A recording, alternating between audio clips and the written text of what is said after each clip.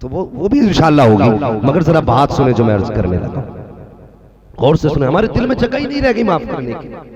سرکار غوث پاک کے زمانے میں ایک گویا تھا، بڑے سر میں گانے گاتا تھا، بہت سر میں، پتہ چلا آوازوں کی قیمت پہلے سے ہی لگا کرتی ہے، بڑے سر میں گاتا تھا، لوگ گانے سنتے پیسے دیتے۔ غوث پاک فرمانے لگے سن بھائی، گانے گا کے نہ کمایا کر، یہ حرام ہے۔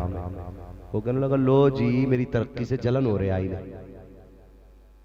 چیلان کا تھا نا وہ، اسی بستی کا تھا، کہنے لگا لو جی میری ترقی سے جلن ہے۔ اس نے ناسنی چراغوں پہ کہنے لگا لوگوں سے پاک عبد القادر جیلانی تو مجھ سے جلتے ہیں، آپ سنتے رہے، کبھی کچھ نہیں کہا، کبھی کچھ نہیں کہا، لیکن جناب کبھی کسی چیز پہ گھمنڈ نہ کرنا، دولت ہے تو ہمیشہ کے لیے نہیں ہے، جوانی ہے تو ہمیشہ کے لیے نہیں ہے، گلے کی سر ہے تو ہمیشہ کے لیے نہیں ہے، تقریر کا فن ہے تو ہمیشہ کے لیے نہیں ہے، سینے کی طاقت ہے تو ہمیشہ کے لیے نہیں ہے، جب تک اس نے دی ہے تب تک ہے، وہ جب چاہے گا اس دن گرا دے گا، اور جب وہ گرا دے گا کوئی مائی کلال اٹھا نہیں سکتا ہے، اور جب وہ اٹھانے پہ آتا ہے تو کوئی گرا نہیں سکتا ہے۔ آپ فرمانے لگے گانے نہ گایا کر، اس نے کہا لو جی یہ تو چڑھنے لگے ہیں، وہ بڑے شوق سے گانے گاتا رہا، لیکن یاد رکھیے ہر چیز کا ایک وقت ہوتا ہے، ہر کمال را زوال، ہر کمال کا ایک زوال ہے، ہر بلندی کے لیے ایک زوال آتا ہے۔ ایک دن ایسا بھی آیا، عمر ڈھلنے لگی، گلا بیٹھنے لگا، اب آواز کام چھوڑ گئی، لوگوں نے بلانا چھوڑ لیا، کمائی بند ہو گئی، بچوں نے کمائی کے لیے بلانا بند کر دیا، جب گھر میں رکھنا بند کر دیا، اس نے کمائی دینی بند کی، بچوں نے خرچہ دینا بند کر دیا، جب بچوں نے خرچہ دینا بند کیا، در بدر کی ٹھوکریں کھاتا رہا، بیمار پڑ گیا، موت کے قریب آیا، اس نے سوچا لوگ اتنی نفرت کرتے ہیں، پتہ چل گیا یہ پوری زندگی غوث پاک کو گالی دیتا رہا ہے، لوگوں نے نفرت کرنا شروع کر دی، کوئی قریب آنے تیار نہ تھا، اس نے سوچا اگر مر گیا تو کوئی کاندھا دینے نہیں آئے گا، چلو چل کے قبرستان میں مر جاتے ہیں، بھلے کوئی کاندھا نہ دے، اگر مریں گے تو قبرستان ہی میں مریں گے، یہ سوچ کے جا کے بیٹھ گیا۔ اتفاق سے اسی وقت میں قبرستان کے دروازے سے گزر پیر پیرا میر میرا شاہ جیلا پیر اللہ ثانی سیدنا شیخ عبد القادر جیلانی حضور غوث پاک کا گزر ہو جاتا ہے۔ آپ کی نگاہ اٹھی ہے، کیا دیکھتے ہیں؟ یہ وہی ہے جو زندگی بھر گالی دیتا رہا ہے، آج اس کے بدن پہ مکھیاں ہے، کوئی اسے پوچھنے کے لیے تیار نہیں ہے۔ آپ نے گردن جھکائی ہے، اپنے مدرسے میں تشریف لائے ہیں، اور ایک بات کان کھول کے سنیے، دنیا کے سب سے بڑے پیر کو جو مصطفیٰ کے بعد ہے، جس نے یہ کہا ہے قدمی ہاتھی علی رغبت کل ولی اللہ، اس پیر کو غوث اعظم کہا جاتا ہے۔ جانتے ہو صرف ولایت کے ڈول نہیں تھے، اتنے بڑے عالم تھے، اتنے بڑے عالم تھے کہ 37 سال تک آپ نے مصطفیٰ کی حدیثیں پڑھائی ہیں۔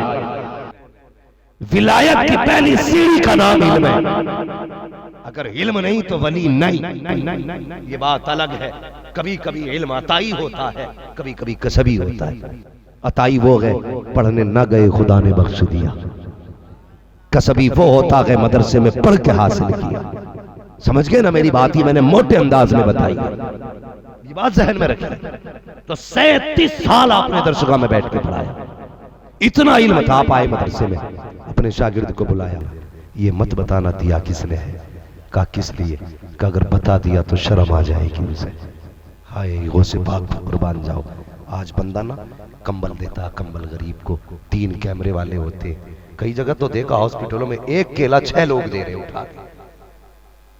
ہاں یہ بے غیرتی ہے، ایسا لگ رہا ہے جسے مریض سے اٹھے گا ہی نہیں وہ کیلا، وہ اتنے تگڑے تگڑے، اکیلے 24 کیلے کھا جائے، ایک دے، مذاق بنا رہے غریب۔ یہ سیکھو سرکار غوث پاک سے، کبھی دو نہ تو دکھانا مت، کبھی دو تو دکھانا، سارے بولے دکھانا نہیں ہے، فرمایا جا بتانا مت کس نے دیے ہیں۔ شاگرد آیا، اللہ کے تھیلی گود میں رکھی، اس نے دیکھا سونے کے سکے، یوں دیکھا، کہا کس نے دیے؟ شاگرد بھی غوث پاک کا شاگرد تھا، کہنے لگا دینے کا حکم ہے، بتانے کا حکم نہیں ہے، یہ کہہ کے پلٹانا، مگر واہ رے میرے غوث تیری عظمتوں پہ قربان، تیری رفعتوں پہ قربان۔ جب پلٹانا وہ سمجھ گیا، اس نے دماغ لگایا، پورے بغداد میں کون اتنا مہربان ہو سکتا ہے جو سونے کے سکے دے گا؟ دماغ لگا کے کہہ سکتا ہو نہ ہو، کوئی علی کا بیٹا ہی ہو سکتا ہے، مصطفیٰ کا شہزادہ ہی ہو سکتا ہے۔ اللہ سلامت رکھے، بہت اچھا آپ سن رہے ہیں، ذہن میں خیال آیا، ہو نہ ہو صرف مصطفیٰ کا بیٹا ہی ایسا ہو سکتا ہے۔ سرکار غوث پاک پڑھانے میں مصروف، پیچھے پیچھے وہ آ گیا، ہاتھ میں سونے کی سکوں کی پھیلی، آ کے دروازے پہ کھڑا ہو گیا. آپ نے اس کو کھڑا دیکھا، اشارہ کر کے کہتے اب کیا چاہیے؟ اور کہتے بھی کیوں نہ، بریلی سے آواز آتی ہے آتا ہے فقیروں پہ انہیں پیار کچھ ایسا، خود بھیک لے اور خود کہے منگتے کا بھلا ہو. ارے منگتا تو ہے منگتا، کوئی شاہوں میں دکھا دو جس کو میرے سرکار سے ٹکڑا نہ ملا. لگے اب کیا چاہیے؟ گردن جھک گئی، کچھ نہ بولا، گردن جھک گئی. جب گردن جھکی آپ نے فرمایا کیا ہوا؟ اشارہ کر کے بلایا، کہتا جناب یہ آپ ہی نے دیا ہے. فرمایا ہاں. اس نے کہا بس پھر چیخ نکلی، رو کے کہتا غوث پاک معاف کر دیجئے، میں ہی ہوں وہ اور آپ ہی ہیں وہ جسے زندگی بھر سمجھاتے رہے، لیکن میں نے آپ کی بات نہ مانی. آج اپنی زندگی کا نتیجہ میں نے اپنی آنکھوں سے دیکھ لیا ہے. لوگوں نے نظر انداز کر کے مجھے ذلیل کر کے پھینک دیا ہے.